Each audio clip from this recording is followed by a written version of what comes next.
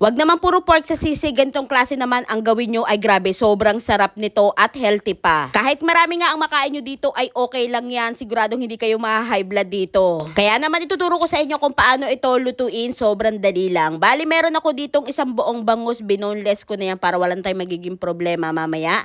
Tapos ipapadry lang natin ito, tapos maglalagay lang ako dito ng kaunting asin at paminta. Ikalat lang ng maigi yung asin at paminta para malagyan lahat. Tapos nagpainit na nga rin pala ako ng mantika sa kawali at ipiprito naman natin ito.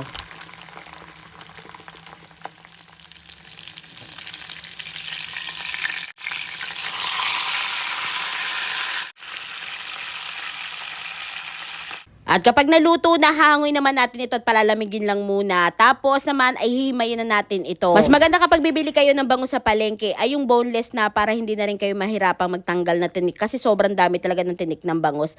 So ayan, hinimay-himay ko na siya ng ganyan. So ititira lang natin dito yung pinakambalat niya at hiwalay natin yung laman. Dito sa pinagprituhan ng bangus, tinanggal ko lang yung mantika niya. Naglagay ako ng kaunting margarine at igigisa lang natin itong sibuyas. Tapos yung hinimay natin bangus kanina ay ilalagay na rin natin. Tapos ayan, sangko-sangko siya lang natin ng kaunti. Tapos maglalagay na ako dito ng mga pampalasa. Naglagay ako ng kaunting toyo lang, mga 1 kutsara, kaunting paminta, 2 peraso ng kalamansi, tapos 1 kutsara ng liver spread. Tapos ayan, mix-mix lang natin ito ng maigi. Hindi naman natin ito kailangan pakalutuin ng todo kasi luto naman na yung isda.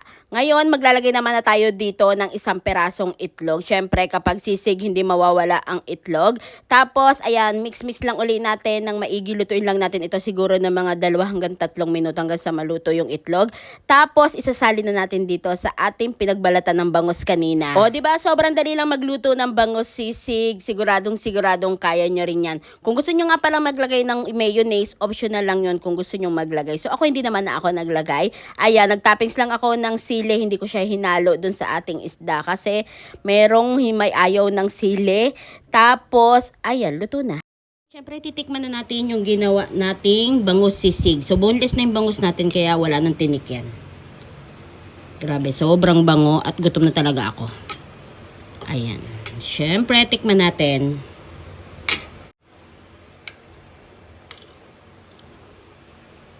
Ayan, no, sobrang lakas ito sa kanin. Ako, dagdagan yan sa akin kapag ito ang ulam, ah.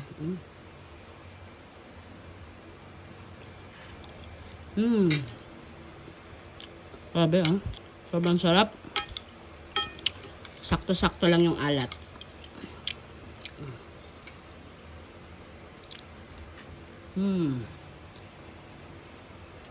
Kaya naman try nyo na rin.